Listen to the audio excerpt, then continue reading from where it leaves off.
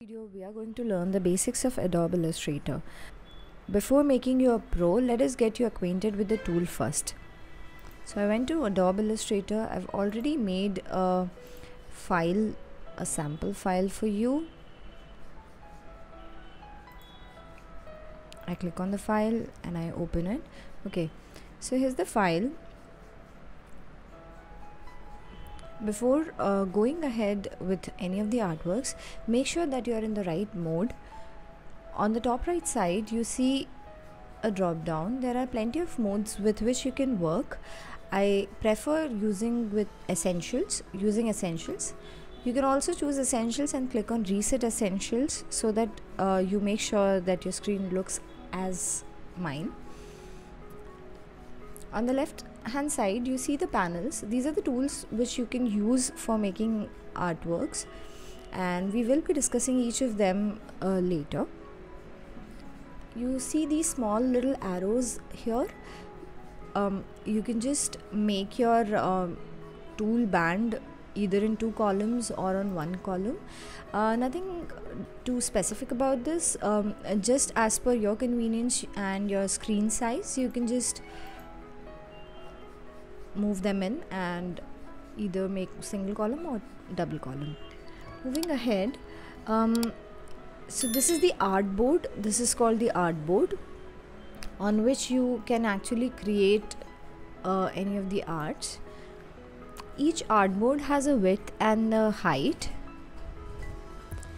By default, my artboard is in pixels. Okay.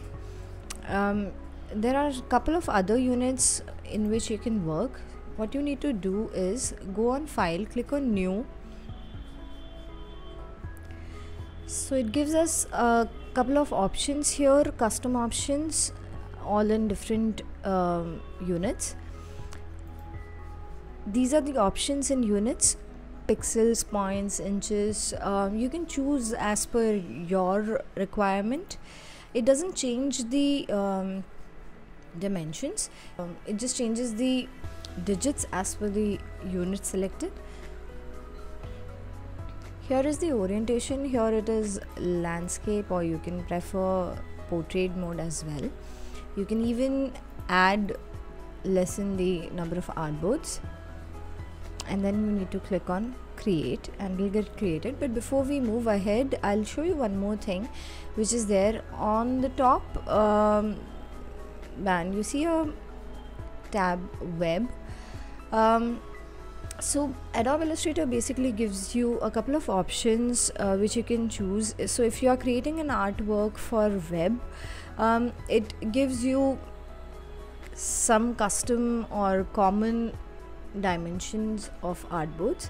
You can pick either from these, or you can customize one by making alterations in the width and the height, choosing the unit and the orientation and the number of artboards. Now, the major difference between web and the print is the color mode in which we are working, which we will discuss in the later videos. Print always works with CMYK and web always works with RGB. So if you are new to this and you get confused which one to choose, I recommend that you directly go to this tab and choose the right artboard dimensions, and then click on create. Yeah. So this is the new artboard on which you can work. Before starting your work, I always recommend everyone to go ahead and save the file so that you do not lose out on any of the work that you have done. You need to go to the file option and then click on save. You can just name the file here. Of course, you can select the destination and click on save. Fine, so you see these are 2 different AI files. You can just toggle them around, and yeah, okay. So moving ahead, this is the artboard. I already said this is the selection tool. This is the by default go-to tool to do any of the works on AI. You can just hold any of the objects and move So drag and drop, and it is really helpful to move the objects, take it to the defined destinations. Right below this is the direct selection tool, the white arrow. Now what does this particular tool does? I'll show it to you. When I clicked on this direct selection tool, you saw these four these are the anchor points basically, and I can just pick one point, the one anchor point. If I click on that particular point, it gets blue, which shows that it is selected, and then I can move this. I can move one single point. So only major difference with the direct selection tool and the selection tool is basically to move the entire object, whereas the direct selection tool is it helps you to work with single anchor or single point of any of the object, any vector. So that's it, but this is going to be our default tool. So moving ahead, we can zoom in and zoom out. So let's suppose I want to zoom in. I press command, I hold command and press the plus icon for Mac, and or you can do is control holding the control key and pressing plus to give a nice zoom. You can zoom out by pressing command minus on Mac and control minus on PC. Another shortcut is hold the space bar, and you can move the entire artboard. You can leave this. So yeah, this is helping us out. One more quick thing to do is, this is the artboard I already suggested. Now on the left side you see this artboard tool. Click on this. You can just drag and resize the artboard just to give a nice shift, or let's suppose if you do not want it to be a random one, you have some other plans, some specific alterations, go ahead into the properties panel and you can just make the alterations here into the width and the height, and this is done. You can also do one thing.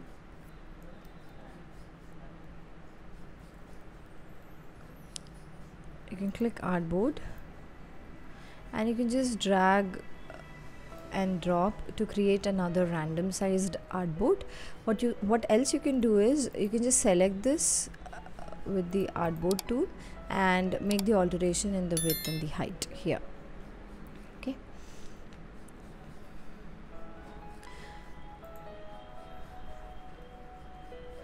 So you can use these artboards as different pages of a booklet that you're making or any document that you're making, and you can export them later together as well, or you can save them individually as images.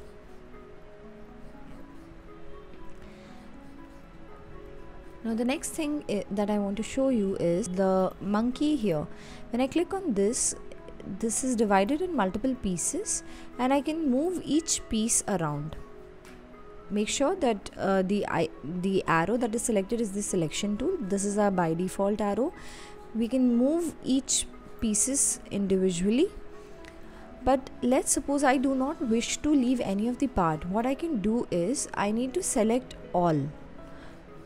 Now if I do have to select this, I can either try and create an invisible kind of a rectangle and try and select all the elements that I want to group, but since it is this green and the brown screens are there in the background, it also gets selected. In that case what I would do is I click on shift, hold it, and then the ones that I don't want to include, I'll click on those, and so yeah, I'm done. I've selected only the monkey that I wanted to select right now. So this is the entire vector. Now I click on Ctrl G to group this entire element. We saw it earlier when the black selection tool was already selected. We could move one single part of this entire vector. However, after grouping, we can move the entire monkey. So that's one thing that we can easily do. And I'll tell you how to work on the isolation mode. So let's suppose now I wish to just move the eye a little bit. If I try to do that, it doesn't work because the entire elements in this vector are grouped together. So now what I need to do is double click on this so that I get into the isolation mode, and in this group isolation mode now you see the rest of the artboard has become a little gray, and now every element is separate. So I'm working under a group, and now I can move the eye as per my will or move the parts as per my will. Okay, so yes, this was the isolation mode. I need to just double click outside so that I'm right out. There are no more layers here. So yes, that's it for the basics of Adobe Illustrator. I hope you stay tuned for the next video coming up to learn more about the tools and how to create the artworks. Thank you, and do not forget to subscribe us. Bye bye.